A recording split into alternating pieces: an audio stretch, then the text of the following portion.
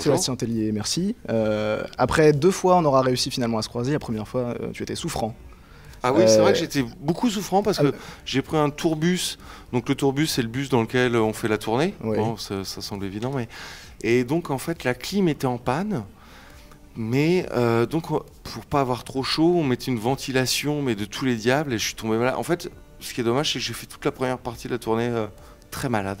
Dont Beauregard, non. Le festival Beauregard, bien sûr, j'étais malade. Tu étais malade. C'est donc pour ça que tu as roulé un joint en conférence de presse. Ah non, mais ça veut pas dire que quand je suis malade, moi je continue à me droguer. Hein. D'accord.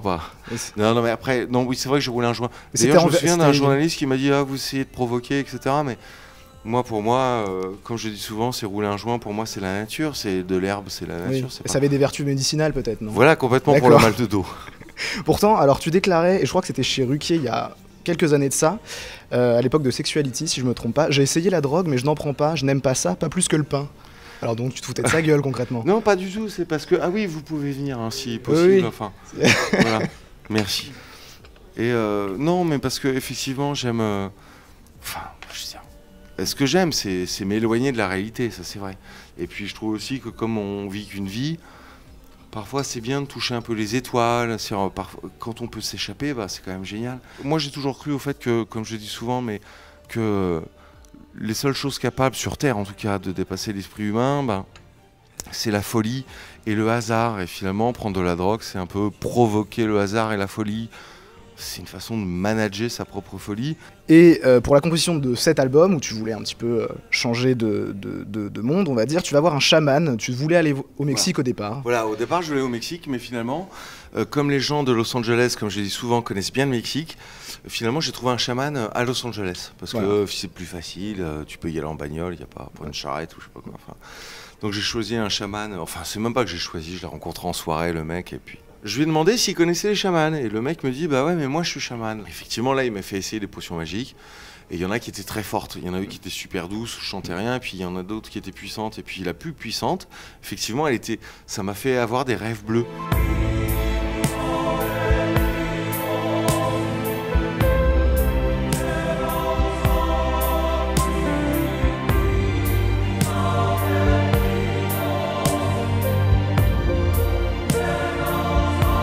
Tu maintiens que c'était pas du LSD. Hein, non, c'est pas du LSD. Non, mais le LSD, je le déconseille à tout le monde.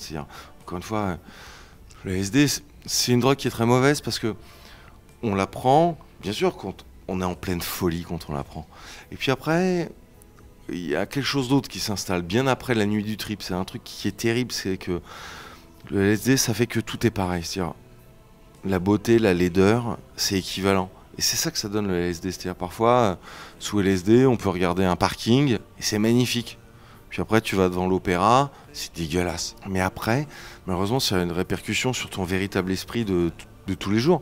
Et moi, j'ai détesté justement que finalement, ma vie devienne plate, c'est-à-dire que mes émotions soient plates. C'est-à-dire, j'étais pas plus ému devant une cathédrale que devant une boîte de conserve. Alors du coup, après ça, tu montes l'Alliance Bleue. Oui, voilà, qui est une sorte de continuité de l'album que je viens de sortir, qui s'appelle My God is Blue. Absolument. Et finalement, justement, je parlais des gens que j'admirais, mais comme Lennon, ou les Stones, ou Elvis, c'est des mecs qui, avec leurs chansons, ont changé plus ou moins l'humanité, enfin en tout cas la pensée de l'humanité. Mais moi, je sais pas faire ça, parce que je suis pas un génie comme les Beatles, je suis pas un génie comme les Stones, et c'est bien normal, parce qu'eux sont plusieurs, alors... Tu été plutôt bien entouré, ceci dit, entre Zdar, Guiman... Voilà, je sais m'entourer pour essayer de recréer la magie, mais quand on a un chanteur seul, je sais pas, comme Florent Pagny, c'est pas ma seule référence, mais enfin... faut batailler pour obtenir la magie, tandis que parfois, la magie te tombe dessus, parce que tu rencontres le bon mec, etc.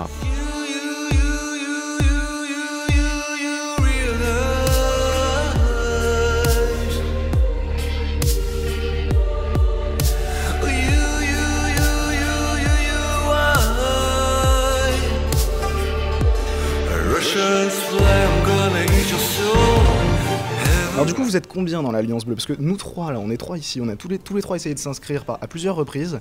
Alors on n'a jamais passé les tests des questions, on n'a jamais réussi. Non, en fait, c'est parce que ça, c'est malheureux. Mais parce que en fait, il y a eu tellement de demandes et que moi, bon, bien sûr, j'y connais rien sur la mise en place de sites, etc. Moi, mon rêve, c'est de monter l'Alliance Bleue et que ça marche. Et finalement, tout ça, c'est un peu repoussé à cause des problèmes informatiques qui sont vraiment des problèmes pitoyables. Et puis j'ai d'autres problèmes aussi qui sont les problèmes de donation. Je veux dire, l'État peut pas comprendre que on demande des dons pour s'acheter une Rolls.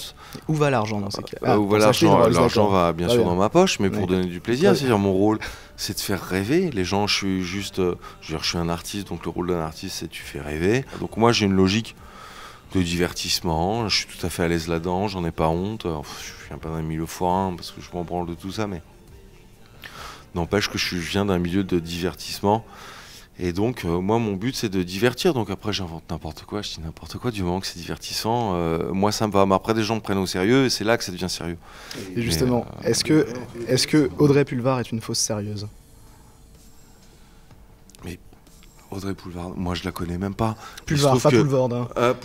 Audrey Pulvar, je crois qu'ils étaient mariés, non? Non, pas Audrey Parce Pulvar. qu'elle m'avait dit qu'elle adorait la Belgique et tout. Mais mais pour moi, cette femme, parce que ça fait plusieurs fois qu'on me pose des questions sur cette femme. Parce que mais moi, j'ai été à une l'interview émission était pas télé, commune. il faut bien. La réalité de ma vie. Bon, je me lève un matin, on me dit la veille, ah bah c'est journée promo, donc je me réveille, bon voilà, je me dis, ah tiens, aujourd'hui je dois faire des interviews. Puis donc je commence à me saouler la gueule, j'en ai rien à foutre. Je vais faire mes interviews parce que finalement j'aime parler de moi. Mais elle ou. Moi, je me souviens même pas de cette émission, j'étais complètement décalqué.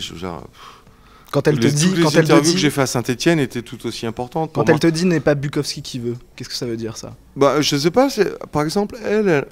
Ouais, moi, ça... Enfin, tu comprends qu'on t'interroge là-dessus dans le sens où c'est pas commun comme interview. Non, mais c'est elle qui met Bukowski sur le tapis. Voilà. Moi, j'ai jamais parlé de Bukowski, j'en ai rien à foutre. À la limite, je parle d'Artaud, je parle de René Char, je parle de certains mecs qui peuvent écrire à l'air régulière, comme je dirais, mais... Moi, Bukowski, j'en ai jamais parlé, j'en ai rien à foutre de Bukowski. Et elle vient mettre ça sur le tapis, je sais pas. C'est elle qui me compare à lui. Et puis après, moi, quand j'en parle, je dis ouais, je trouve le mec cool, parce que c'est vrai que je trouve le mec cool. Et elle me dit ah ouais, mais vous comparez à lui, enfin, je sais pas. Mais donc tu te souviens un petit peu de l'interview quand même? Non, parce que je me souviens pas du moment, mais je me souviens parce que je l'ai regardé à la télé ensuite. C'est-à-dire l'émission enregistrée le jeudi, ça passe le samedi. Donc moi, le jeudi, je m'en souviens pas du tout. Après, par contre, je me souviens du samedi quand je l'ai maté. Mais c'est-à-dire, il faut pas m'associer à cette meuf. Je suis même pas son ennemi. Moi, je m'en fous. Elle est journaliste politique. Par exemple, aujourd'hui, qu'elle a pris la tête des Inrocks, si elle te recontactait, tu dirais OK pour une interview avec elle? Mais bien sûr, mais moi, je m'en fous comme je m'en fous de tout le reste. Enfin, je veux dire, elle fait ce qu'elle veut. Et qu'elle déteste l'Alliance Bleue, qu'elle déteste ma musique. Franchement, elle détestait le paradoxe, en fait, je crois. Je le comprends fort bien. Après, c'est très bizarre. Encore une fois, c'est le problème des médias, c'est pourquoi on demande à des gens qui sont spécialisés en politique de parler de musique, c'est complètement con.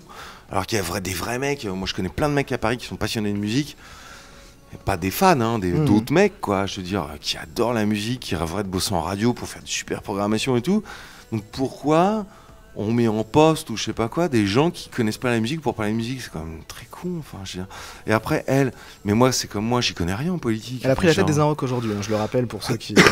Mais ça, c'est cool pour elle. Enfin, je veux dire, son destin, il est sympa. Je veux dire, elle fait des trucs sympas. Je m'en fous complètement. Enfin, qu'elle vive sa vie, qu'elle soit heureuse.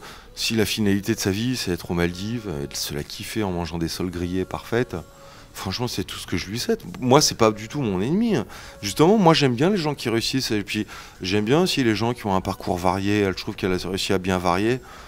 Moi, je l'aime bien, cette meuf, mais elle m'aime pas. Mais c'est juste parce qu'elle a pas compris un truc à un certain moment. Elle a pas compris quoi? Non, mais parce qu'elle y comprend rien en musique, parce que elle, le reflet de sa vie, le reflet de son intellect, passe pas par la musique, ça passe par d'autres choses, ça passe par justement le faux sérieux, ça passe. Peut-être qu'elle croit qu'un mec sérieux, c'est un mec qui porte une chemise, j'en sais rien. Peut-être qu'elle s'est arrêtée à ses 15 ans, peut-être que la meuf.